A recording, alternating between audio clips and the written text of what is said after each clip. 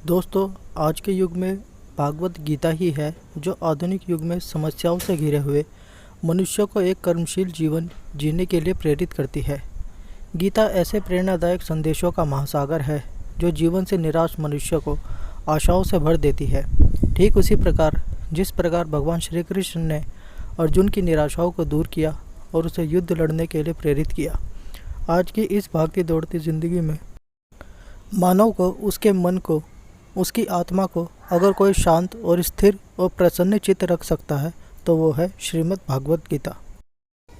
नरक के 3 द्वार होते हैं, वासना, क्रोध और लालच।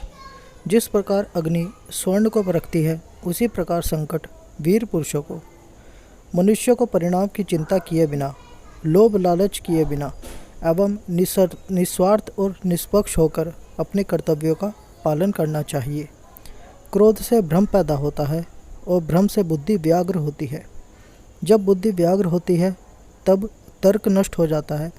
जब तर्क नष्ट होता है तब व्यक्ति का पतन हो जाता है। मनुष्य को जीवन की चुनौतियों से भागना नहीं चाहिए और न ही भाग्य और ईश्वर की इच्छा जैसे वाहनों का प्रयोग करना चाहिए। मनुष्य को अपने कर्मों के संभावित परिणामों से प्राप्त होने वाली विजय या पराजय, लाभ या हानि, प्रसन्नता या दुख इत्यादि के बारे में सोचकर चिंता से ग्रसित नहीं होना चाहिए। कर्म के बिना फल की अभिलाषा करना व्यक्ति की सबसे बड़ी मूर्खता है। अपने अनिवार्य कार्यों करो, क्योंकि वास्तव में कार्य करना निष्क्रियता से बेहतर है। अब कीर्ति मृत्यु से भी बुरी है।